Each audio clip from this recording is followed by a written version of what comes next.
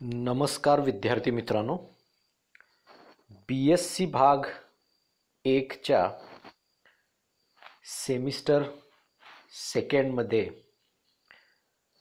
Statistics विषय शिकत असताना आपण त्यातील पेपर नंबर 3 जो आहे तो पेपर नंबर 3 अभ्यासणार आहोत. या पेपर नंबर 3चं नाव जे आहे ते डिस्क्रिप्टिव्ह स्टॅटिस्टिक्स सेकंड. आपण सेमिस्टर 1मध्ये जो पेपर 1 शिकलात त्याचं नाव होतं डिस्क्रिप्टिव्ह स्टॅटिस्टिक्स फर्स्ट. आता आपल्याला सेमिस्टर सेकंडमध्ये डिस्क्रिप्टिव्ह स्टॅटिस्टिक्स सेकंड शिकायचं आहे. आता या डिस्क्रिप्टिव्ह स्टॅटिस्टिक्स सेकंडमध्ये कोणता भाग येतो तर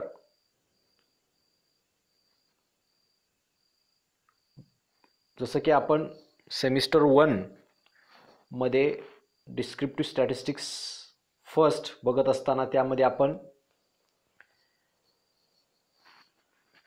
मेजर्स ऑफ सेंट्रल टेंडन्सीज बघितली आहेत, त्यानंतर मेजर्स ऑफ डिस्पर्शन बघितले, मोमेंट, स्क्यूनेस, कुर्टोसिस या सर्व गोष्टी बघितल्या.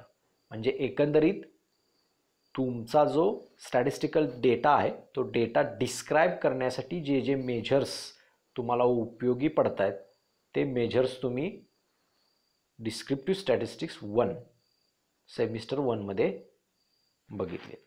आता आपल्याला सेमिस्टर सेकंडमध्ये डिस्क्रिप्टिव्ह स्टॅटिस्टिक्स सेकंड बघत असताना आपल्याला त्यामध्ये ज्या गोष्टी अभ्यासायच्या आहेत त्या म्हणजे एक कोरिलेशन आपल्याला बघायचं आहे, त्यानंतर रिग्रेशनचा पार्ट आपल्याला बघायचा आहे, रिग्रेशन ॲनालिसिस ज्याला आपण म्हणतो तो, त्यानंतर युनिट सेकंडमध्ये इंडेक्स नंबर्स आणि टेस्ट ऑफ इंडेक्स नंबर्स हा भाग आपल्याला बघायचा आहे.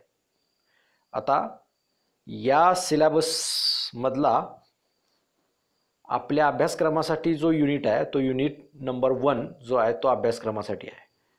या कोरोना पॅन्डेमिकच्या काळामध्ये आपल्याला ऑनलाईन अभ्यासक्रम शिकत असताना युनिट 2 हा आपल्याला कमी करण्यात आलेला आहे. त्यामुळं जो युनिट 1 आहे तो आपल्याला अभ्यासक्रमासाठी आहे. तर आपल्याला आता या सेमिस्टरमध्ये कोरिलेशन बघायचं आहे.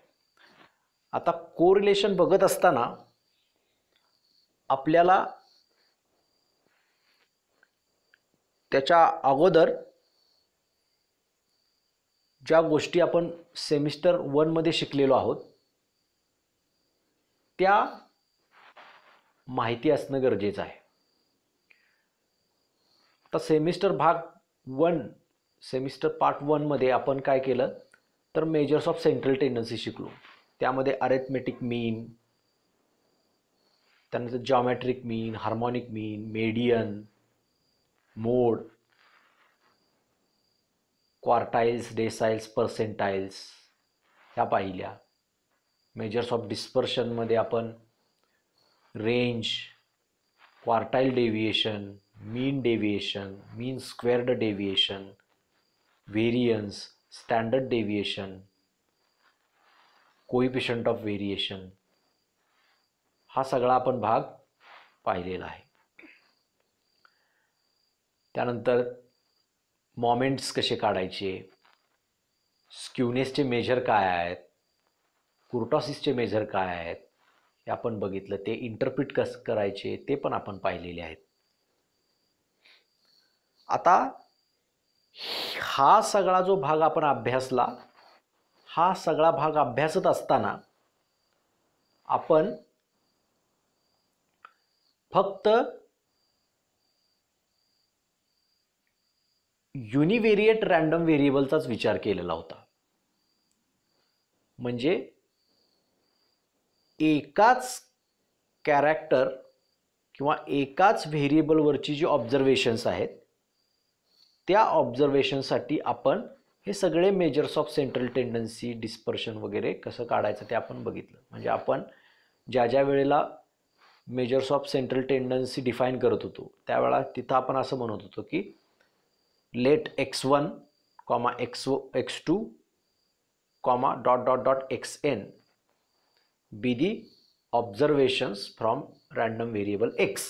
म्हणजे x हा एकच रँडम व्हेरिएबल होता आणि त्या रँडम व्हेरिएबलचे वरचे तुम्हाला observations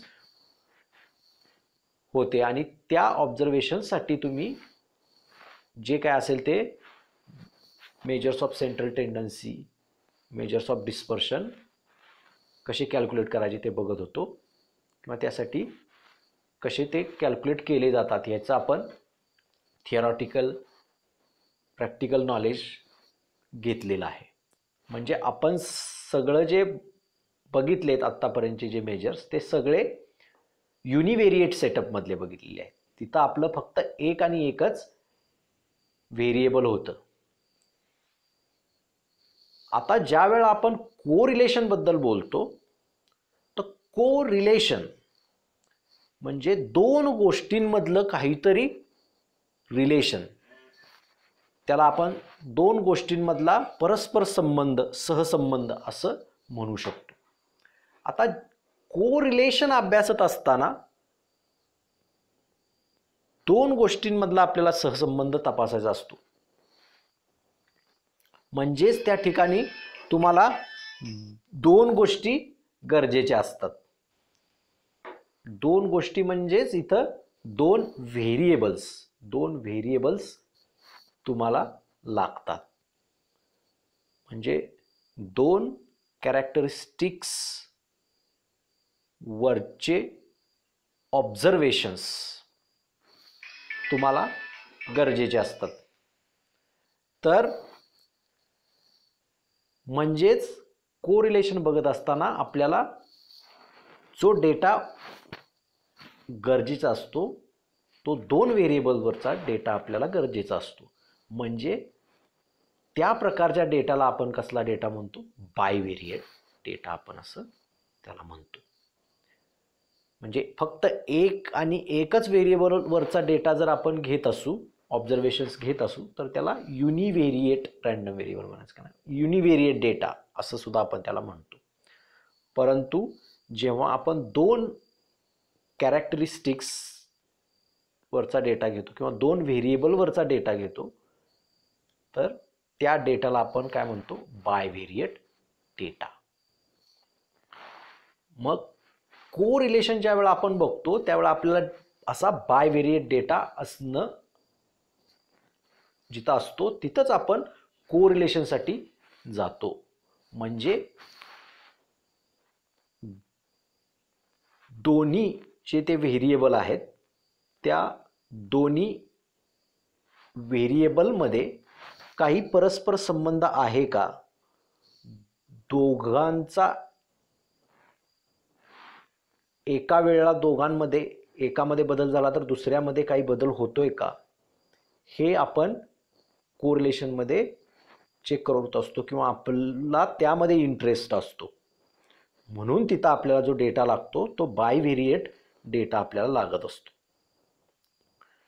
A set of observations on two characters of every unit in the sample group is known as a bivariate data.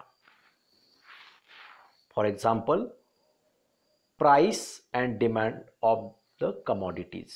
एखाद्या वस्तूची किंमत आणि त्याची मागणी हे तुम्ही एका वेळा ज्या वेळा घेता त्यावेळा तो बायव्हेरिएट डेटा होतो. किंवा monthly income and expenditure of several families. एक वेगवेगळ्या फॅमिलीचा त्या महिन्याचा इन्कम, पर्टिक्युलर महिन्याचा इन्कम आणि त्या महिन्याचा खर्च असा जर डेटा तुम्ही गोळा केला, अशा दोन व्हेरिएबलवरचा डेटा गोळा केला, दोन कॅरेक्टरिस्टिक्स गृहीत धरून, तर तो डेटा जो असतो त्या डेटाला आपण काय म्हणतो? बायव्हेरिएट डेटा असं म्हणतो.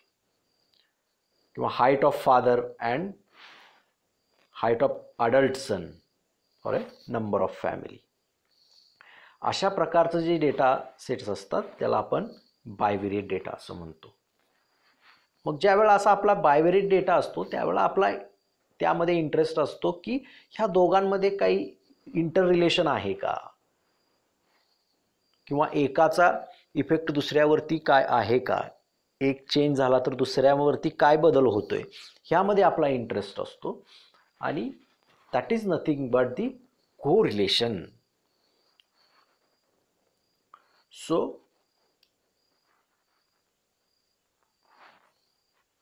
सिम्पली कोरिलेशन आपण कसं म्हणू शकतो तर change in one variable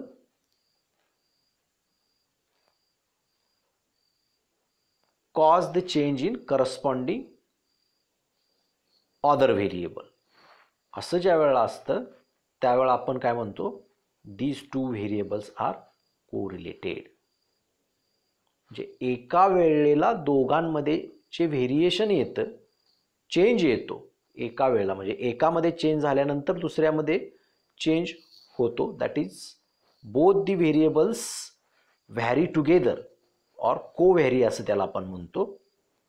so त्यावेळेला आपण म्हणू शकतो तिथं त्या दोघांमध्ये काहीतरी कोरिलेशन आहे. That is nothing but the both the variables deviate in either same direction or opposite direction at a time. Then there we can say that there is a correlation. मग हे जे कोरिलेशन आहे तर ते correlation calculate करत असताना कधी कधी तुम्हाला ज्या गोष्टी एकमेकांशी संबंधित नाही आहेत त्या गोष्टींमध्येही कोरिलेशन तुम्हाला कधी कधी दिसून येऊ शकतं. मॅथमॅटिकली जर तुम्ही कॅल्क्युलेट केलं समजा तर त्यामध्ये कधी कधी ते दिसून येतं. पण तसा बघायला गेलं तर त्या दोन व्हेरिएबलमध्ये कोणीही कॉज आणि कोणीही इफेक्ट असत नाही. म्हणजे rainfall in Mumbai and number of babies born in Delhi हे दोन जर व्हेरिएबल घेतले तर तसा त्या दोन व्हेरिएबलमध्ये काही इंटर रिलेशन नाही आहे. परंतु जर समजा ते आपण कॅल्क्युलेट केलं आणि ते चुकून काहीतरी त्याची व्हॅल्यू आली पॉझिटिव्ह वगैरे किंवा काही समथिंग आली तर आपण तिथं कोरिलेशन आहे असं म्हणणार का, तर ते तसं कोरिलेशन आहे आपण म्हणू शकत नाही. कारण ते नॉनसेन्स कोरिलेशन असेल. म्हणजे तिथं कुणीही कॉज नाही आहे आणि कुणीही इफेक्ट नाही आहे. त्यामुळं तशा पद्धतीच्या व्हेरिएबलमधलं जर तुम्ही कोरिलेशन जरी काहीतरी त्याची व्हॅल्यू येत असेल तरीसुद्धा त्या दोघांमध्ये कोरिलेशन आहे असं आपण म्हणू शकत नाही. त्याला आपण स्पुरियस कोरिलेशन म्हणतो. कारण correlation means is study of inter relationship between two variables. तर इंटर रिलेशनशिप जी आहे ती inter relationship indicates the one variable is cause and another variable is effect. त्यामुळं अशी जिथं इंटर रिलेशनशिप आहे दोन व्हेरिएबलमध्ये त्या आणि त्याच व्हेरिएबलमधलं कोरिलेशन आपण जर काढलं तर that will be the valid. Otherwise it will A spurious correlation. आता हे कोरिलेशन जे आहे त्या कोरिलेशनचे टाईप कोणकोणते आहेत तर कोरिलेशनचे मुख्यतः तीन टाईप आहेत. एक पॉझिटिव्ह कोरिलेशन, दुसरं निगेटिव्ह कोरिलेशन आणि तिसरं नो कोरिलेशन. आता पॉझिटिव्ह कोरिलेशन म्हणजे काय हे आपण बघू. जसं फक्त कोरिलेशन म्हणजे काय, तर एका व्हेरिएबलमध्ये काही चेंज झाला तर दुसऱ्या व्हेरिएबलमध्ये चेंज होतोय, म्हणजे कोरिलेशन. त्या दोघांमध्ये कोरिलेशन आहे. पण तो नेमका कुठल्या डिरेक्शननं चेंज होतोय, कशा पद्धतीचा चेंज होतोय, तो इन्क्रीज होतोय का डिक्रीज होतोय, ह्याच्यावरून त्यामधलं कोरिलेशनचा टाईप ठरतो. मग जर समजा एखादं व्हेरिएबल इन्क्रीज होत असेल, जे दोन व्हेरिएबल आहेत त्यातलं एक व्हेरिएबल इन्क्रीज होत असेल, त्याच वेळेला ॲट द सेम टाइम दुसरं जे व्हेरिएबल आहे ते पण इन्क्रीज होत असेल, किंवा पहिलं जे व्हेरिएबल आहे ते डिक्रीज होत असेल आणि त्याच वेळेला ॲट द सेम टाइम दुसरं जे व्हेरिएबल आहे ते सुद्धा डिक्रीजच होत असेल,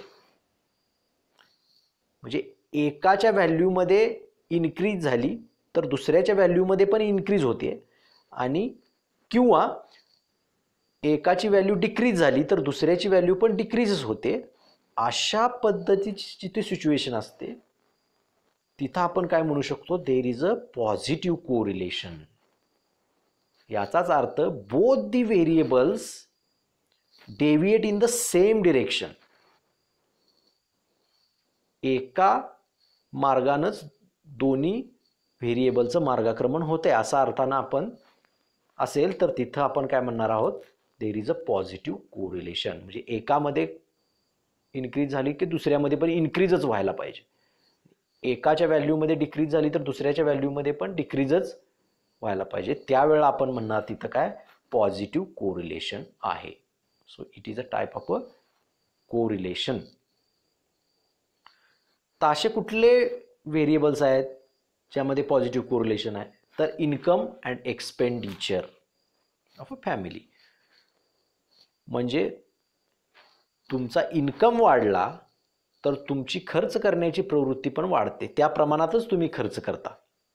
so income and expenditure, income वाढला तर एक्सपेंडिचर पण तुमचा त्या प्रमाणातच वाढतो, इन्कम कमी झाला तर एक्सपेंडिचर पण तुम्ही त्याच प्रमाणात कमी करत असता. So income and expenditure are positively correlated variables. Height and weight. आता बायोलॉजिकल सायन्सेसमध्ये एखाद्या ऑर्गॅनिझमची ज्या पद्धतीनं हाईट वाढत जाते ज्या प्रमाणात, त्याच प्रमाणात त्याचं वेटसुद्धा वाढत जातं. म्हणजे both the variables height and weight deviate in the same direction. म्हणजे याचा अर्थ तिथं काय, पॉझिटिव्ह कोरिलेशन आहे. तसंच मग निगेटिव्ह कोरिलेशन म्हणजे काय, तर समजा एखाद्या व्हेरिएबलच्या व्हॅल्यूमध्ये इन्क्रीज झाला, एखाद्या व्हेरिएबलची व्हॅल्यू वाढली, तर त्यावेळेला जर दुसरा जो व्हेरिएबल आहे त्याची व्हॅल्यू जर कमी होत असेल, डिक्रीज होत असेल, तर आपण तिथं काय म्हणणार, there is a negative correlation. म्हणजे दोन व्हेरिएबल हे काय होत आहेत, अपोजिट डिरेक्शनमध्ये डेव्हिएट होत आहेत, दोन वेगवेगळ्या दिशेनं त्याचं मार्गक्रमण होत आहे. याचा अर्थ deviate in the opposite direction, म्हणजे पहिल्याच्या व्हॅल्यूमध्ये इन्क्रीज झाली तर दुसरी व्हॅल्यू काय होते, डिक्रीज होते, किंवा पहिल्याची व्हॅल्यू डिक्रीज झाली तर दुसऱ्या व्हेरिएबलची व्हॅल्यू इन्क्रीज होते. त्यावेळेला आपण काय म्हणणार, त्या दोन व्हेरिएबलमध्ये निगेटिव्ह कोरिलेशन आहे असं आपण त्या ठिकाणी म्हणणार आहोत. मग असे कुठले व्हेरिएबल्स आहेत, तर सप्लाय अँड प्राइस. समजा एखादी भाजी आहे जी मार्केटमध्ये येते, त्या भाजीचा जर सप्लाय कमी झाला तर त्याची प्राइस आपोआप वाढते. म्हणजे उदाहरणार्थ गवारी जर समजा बाजारातच सप्लाय कमी होत असेल, त्याचा येत असेल मार्केटमध्ये, तर त्याची प्राइस जास्त असते, कारण ती दुर्मिळ असते त्या काळात, त्यामुळे त्याची प्राइस जास्त असते. पण जर एखादी भाजी समजा खूप मोठ्या प्रमाणात मार्केटमध्ये यायला लागली तर आपोआप त्याची काय होते, प्राइस कमी होते. So supply and price deviate in the opposite direction. So both these are negatively correlated. Volume and pressure of a perfect gas. आता हे फिजिक्समध्ये परफेक्ट गॅस ज्यांना आपण म्हणतो फिजिक्समध्ये किंवा फिजिकल केमिस्ट्रीमध्ये, त्याचं व्हॉल्यूम अँड प्रेशर हे जे आहे ते निगेटिव्हली कोरिलेटेड असतं. म्हणजे तुम्ही एखाद्या गॅस, परफेक्ट गॅस जो असतो त्याच्यावरचं प्रेशर जर वाढवलं तर त्याचा व्हॉल्यूम काय होतो, आपोआप कमी होतो. म्हणजे प्रेशर इन्क्रीज होते, at the same time volume तुमचा काय होतो, डिक्रीज होतो. म्हणजे pressure and volume both are negatively correlated. म्हणजे आपल्या फिजिक्स किंवा केमिस्ट्रीमध्ये ज्या ज्या क्वांटिटीज डायरेक्टली प्रपोर्शनल आहेत दॅट आर पॉझिटिव्हली कोरिलेटेड, आणि ज्या ज्या क्वांटिटीज इन्व्हर्सली प्रपोर्शनल आहेत that are the negatively correlated, असं आपल्याला म्हणता येईल. त्यानंतर तिसरा टाईप जो आहे त्याला आपण झिरो कोरिलेशन किंवा नो कोरिलेशन असं सुद्धा म्हणतो. म्हणजे एका व्हेरिएबलमध्ये काही चेंज झाला, म्हणजे इन्क्रीज किंवा डिक्रीज झाला एक व्हेरिएबल, तर दुसऱ्या व्हेरिएबलची या व्हॅल्यूमध्ये काही चेंज होत नसेल, म्हणजे इट रिमेन्स अ कॉन्स्टंट, तर मग आपण तिथं काय म्हणणार आहोत, there is a no correlation और there is a zero correlation, किंवा both the variables are uncorrelated. म्हणजे एका व्हेरिएबलच्या व्हॅल्यूमध्ये काही चेंज झाला, इन्क्रीज और डिक्रीज झाली ती व्हॅल्यू, तर दुसऱ्याची व्हॅल्यू जी आहे त्याच्यावरती त्याचा काहीच परिणाम होत नसेल, म्हणजे दुसऱ्याची व्हॅल्यू रिमेन्स कॉन्स्टंट असेल, तर आपण काय म्हणणार, there is a no correlation और झिरो कोरिलेशन. आता हे जे कोरिलेशन आहे दोन व्हेरिएबलमधलं, हे आपल्याला कशा पद्धतीने सांगता येईल की तिथं कोरिलेशन, मला त्यामध्ये या प्रकारचं कोरिलेशन दिसतंय, आयदर पॉझिटिव्ह दिसतंय, निगेटिव्ह दिसतंय, किंवा there is a no correlation असं दिसतंय, हे मी कसं सांगू शकतो. तर there are several methods of studying correlation. कुठल्या कुठल्या मेथड्स आहेत, तर एक ग्राफिकल मेथड आहे आणि दुसरी मॅथमॅटिकल मेथड. अशा दोन मेथड आहेत की ज्या दोन मेथडनी आपण सांगू शकतो की ह्या दोन व्हेरिएबल्समध्ये या प्रकारचं कोरिलेशन आहे. तर आता ग्राफिकल जी मेथड आहे त्या ग्राफिकल मेथडमध्ये काय करतो आपण, तर ग्राफ यूज करून, डायग्रॅम यूज करून त्या कोरिलेशनची माहिती घेतो किंवा कोरिलेशन अभ्यासतो, किंवा कोरिलेशन या पर्टिक्युलर प्रकारचं आहे हे आपण सांगू शकतो. तर त्या ग्राफिकल मेथडमध्ये आपण जो ग्राफ काढतो किंवा डायग्रॅम काढतो त्याला आपण स्कॅटर डायग्रॅम असं म्हणतो. स्कॅटर डायग्रॅम असं नाव आहे. त्या डायग्रॅमबरोबर आपण कोरिलेशनबद्दल बोलू शकतो की कुठल्या प्रकारचं कोरिलेशन त्यामध्ये आहे. त्यानंतर मॅथमॅटिकल जी मेथड आहे दुसरी, त्यामध्ये मॅथमॅटिकल कॅल्क्युलेशन्स करून आपण डायरेक्ट त्याचं कोरिलेशन कोणतं आहे ते सांगू शकतो. तर आपला जर डेटा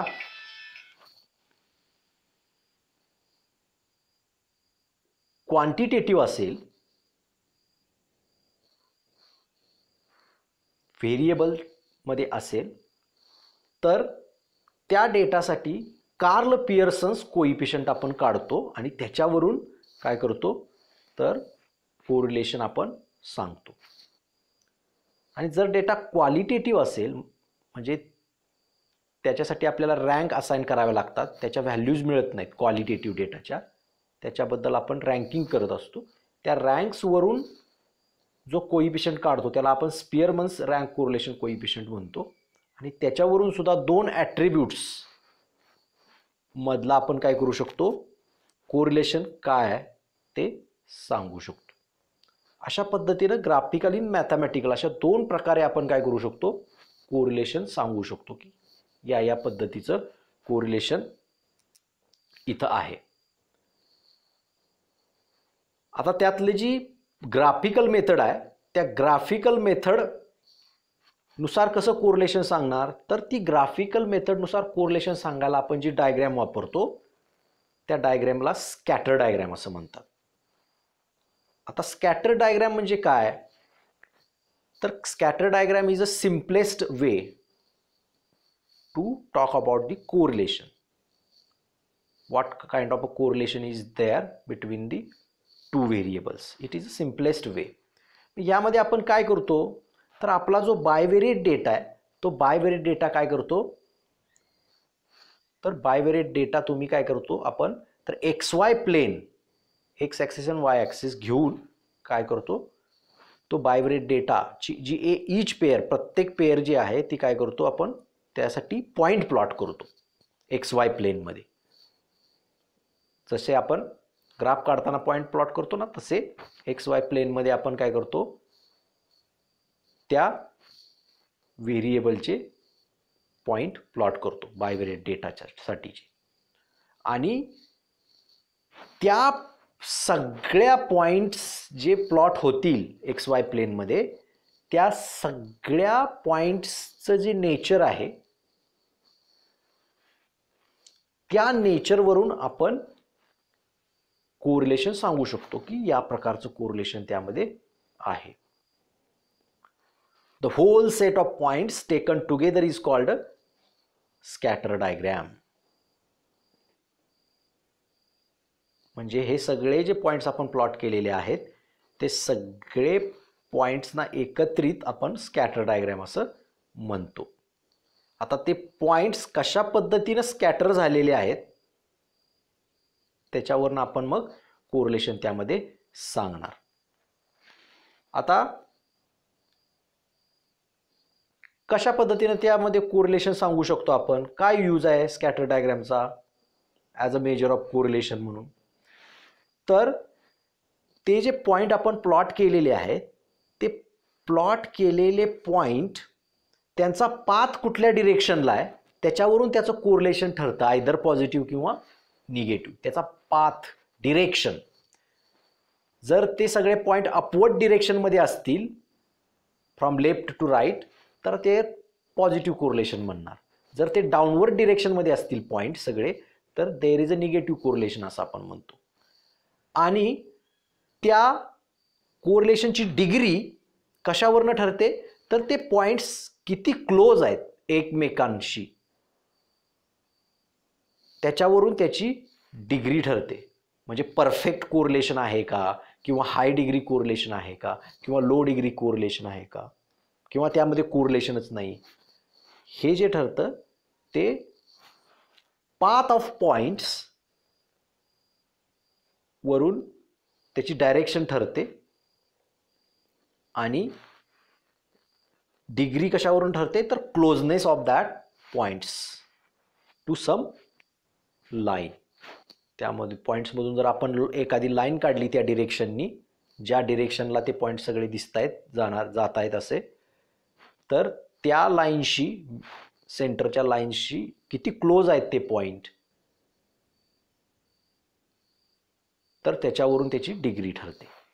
मग आता हे कसं बाय व्हिज्युअली आपण कसं इंटरप्रिट करणार की एखाद्या डेटामध्ये या प्रकारचं कोरिलेशन आहे तर त्यासाठी काही स्टँडर्ड डायग्रॅम आहेत. तर त्या स्टँडर्ड डायग्रॅम सारखं जर आपल्या डेटाची डायग्रॅम आली तर त्या पद्धतीचं कोरिलेशन आहे असं आपण म्हणणार. त्या कुठल्या डायग्रॅम आहेत तर आपण इथं नेक्स्ट त्या स्टँडर्ड डायग्रॅम बघू की त्या पद्धतीची डायग्रॅम जर आपल्या डेटाची आली तर आपण काय म्हणणार या पद्धतीचं कोरिलेशन त्या डेटा सेट्समध्ये आहे.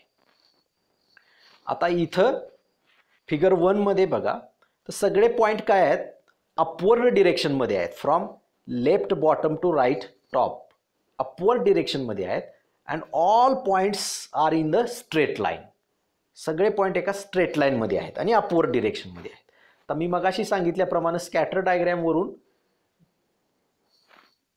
च्या पॉइंटची डिरेक्शनवरून आपल्याला त्याचा टाईप कळतो पॉझिटिव्ह आहे का निगेटिव्ह. जर समजा ती सगळे पॉइंट अपवर्ड डिरेक्शनमध्ये आहेत तर याचा अर्थ काय होत आहेत both the variables deviate in the same direction and in upward direction. So there is a positive correlation upward direction असल्यामुळे. आणि सगळे पॉइंट काय आहेत एका स्ट्रेट लाईनवरती आहेत. So there is a perfect positive correlation. एकदम क्लोज आहेत. क्लोज किती आहेत तर एका सरळ रेषेत आहेत ते त्याच्यामुळं closeness is very high here between the points. So there is a perfect positive correlation. त्याच पद्धतीनं फिगर 2 मध्ये आपण बघितलं तर काय, तर पॉईंट्सची जी डिरेक्शन आहे ती डाऊनवर्ड आहे, from left top to right bottom. X ॲक्सिसच्या टॉप पासून वाय ॲक्सिसच्या टॉप पासून एक्स ॲक्सिसच्या बॉटम पर्यंत, थोडक्यात एक्स ॲक्सिस पर्यंत अशा पद्धतीनं डाऊनवर्ड डिरेक्शनला ते सगळे पॉईंट आहेत. म्हणजे डिरेक्शन डाऊनवर्ड असल्यामुळं आपला टाईप कुठला झाला तर निगेटिव्ह. आणि सगळे पॉईंट काय आहेत तर एका स्ट्रेट लाईनमध्ये आहेत, म्हणजे एकदम क्लोज आहेत. थोडक्यात ते स्ट्रेट लाईनमध्ये एका स्ट्रेट लाईनच्या क्लोज आहेत थोडक्यात, म्हणजे एक स्ट्रेट लाईनवरतीच आहेत. म्हणून तिथं कुठलं कोरिलेशन आहे तर परफेक्ट कोरिलेशन. म्हणजे आपल्याला जो एखादा डेटा मिळाला असेल त्याचं जर आपल्याला कोरिलेशन फ्रॉम स्कॅटर डायग्राम सांगायचं झालं तर आपण त्याची जी स्कॅटर डायग्राम काढली आपल्या डेटाची, तर ती जर स्कॅटर डायग्राम फिगर 1 सारखी दिसली तर आपण काय म्हणणार, there is a perfect positive correlation. किंवा फिगर 2 सारखी दिसली तर काय म्हणणार, there is a perfect negative correlation. आता जर हे पॉईंट्सची डिरेक्शन सेम अपवर्ड किंवा डाऊनवर्ड, त्याच्यावरून पॉझिटिव्ह या निगेटिव्ह ठरणार. अपवर्ड असेल तर पॉझिटिव्ह, डाऊनवर्ड असेल तर निगेटिव्ह. परंतु आता हे जे पॉईंट जे स्ट्रेट लाईनवरती आहेत तेच फक्त काय थोडेसे एकमेकांपासून दूर जायला लागले, त्याचा क्लोजनेस कमी कमी होत झाला. जसा जसा क्लोजनेस कमी होत जाईल तशी त्या कोरिलेशनची डिग्री पण कमी होत जाते. म्हणजे जर पॉईंट स्ट्रेट लाईनवरती आहेत एका, तर देर is a perfect correlation, positive or negative. पण जर समजा त्याचा क्लोजनेस थोडा कमी झाला, एका नॅरो स्ट्रीपमध्ये जर पॉईंट दिसायला लागले तर तिथं हाय डिग्री कोरिलेशन येतं. आणि तो क्लोजनेस आणखी कमी झाला, एका वायडर स्ट्रीपमध्ये जर सगळे पॉईंट्स असले तर देर is a low degree correlation. त्याचे पण डायग्राम्स आपण खाली पाहणार आहोत. आता फिगर 3 बघा. वरती सगळे पॉईंट काय होते, एका स्ट्रेट लाईनमध्ये होते. पण आता फिगर 3 मध्ये काय तर पॉईंट अपवर्ड डिरेक्शनमध्ये आहेत सगळे, पण स्ट्रेट लाईनमध्ये नाहीत. थोडासा त्यांचा क्लोजनेस जो होता तो काय झाला, कमी झाला. आता ह्या सगळ्या पॉईंटमधून आपण जर एक मिडल पॉईंटमधून सेंटरला एक जर स्ट्रेट लाईन ओढली तर काय होईल, थोडे पॉईंट त्या स्ट्रेट लाईनपासून बाजूला गेलेले आहेत असं आपल्याला दिसेल. तर ह्याचा अर्थ काय झालं, क्लोजनेस थोडा कमी झाला. डिरेक्शन अपवर्ड आहे म्हणजे पॉझिटिव्ह कोरिलेशन आहे, पण क्लोजनेस कमी झाल्यामुळं परफेक्टकडून आपण काय झालो, हाय डिग्री कोरिलेशनकडे आलो. म्हणजे इथं बघायला गेलं आपण फिगर 3 मध्ये तर all the points lie in upward direction but in a narrow strip, their closeness is low as compared with the figure 1, so there is a high degree positive correlation. तसं figure 4 मध्ये काय आहे तर सगळ्या पॉईंटची direction downward आहे त्यामुळे negative correlation आहे.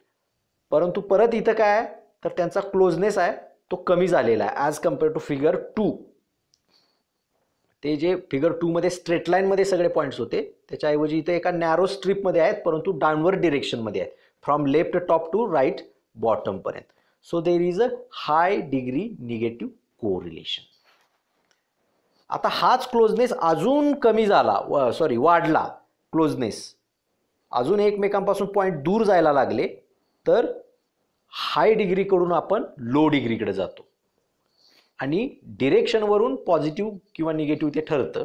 परंतु हा जर क्लोजनेस वाढला अजून कमी झाला, कमी झाला म्हणजे पॉईंट एकमेकांपासून लांब जायला लागले एका नॅरो स्ट्रीपमध्ये, तर कोरिलेशन डिग्री काय होते, कमी होते. तर इथं फिगर 5 मध्ये बघा. फिगर 5 मध्ये काय झालंय तर ते सगळे पॉईंट जे होते ते एकमेकांपासून थोडेसे लांब गेलेले आहेत.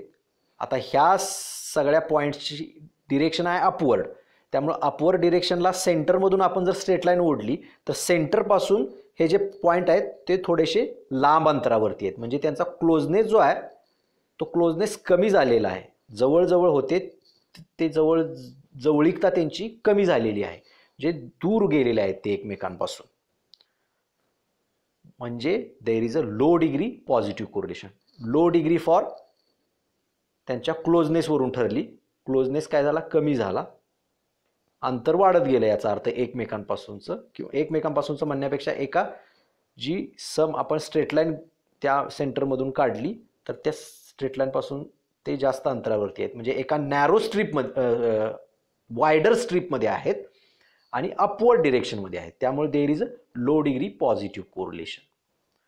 तसंच आता फिगर 6 मध्ये आपण बघितलं तर सेम सिच्युएशन तिथं पण आहे, एका वायडर स्ट्रीपमध्ये आहेत, म्हणजे त्यांचा क्लोजनेस जो आहे तो क्लोजनेस काय होतो, कमी होत चालला आहे, त्यांची जी जवळीकता होती ती कमी होत चालली आहे, एकमेकांपासून दूर होत आहेत ते पॉईंट. एकमेकांपासून म्हणण्यापेक्षा एका त्यातनं सेंटरला आपण जर स्ट्रेट लाईन ओढली सेंटरला तर त्या स्ट्रेट लाईनपासून ते लांब चाललेले आहेत आणि डाऊनवर्ड डिरेक्शनमध्ये आहेत. So there is a low degree negative correlation. अशा पद्धतीने आपण त्याचे कोरिलेशन टाईप सांगू शकतो. ह्या फिगर 6 झाल्या. आता समजा फिगर 7 अशा पद्धतीचं जर आपल्याला स्कॅटर डायग्राम मिळाली एखाद्या डेटाची तर आपण काय म्हणणार, तर त्या फिगर 7 मध्ये जर आपण बघितलं तर त्या फिगर 7 मध्ये कुठल्याच प्रकारचा पॅटर्न दिसत नाहीये, त्यामुळं त्या ठिकाणी आपण म्हणणार there is a no correlation और zero correlation between the two variables X and Y. So in this way, by using scatter diagram, we can talk about the correlation. Which kind of a correlation exists between the two variables? We can get a idea about the correlation by the diagram, that are the scatter diagrams. So in this way, by using graphical method, we find out the correlation. Next लेक्चरमध्ये आपण याच्या पुढचा part पाहणार आहोत. So thank you.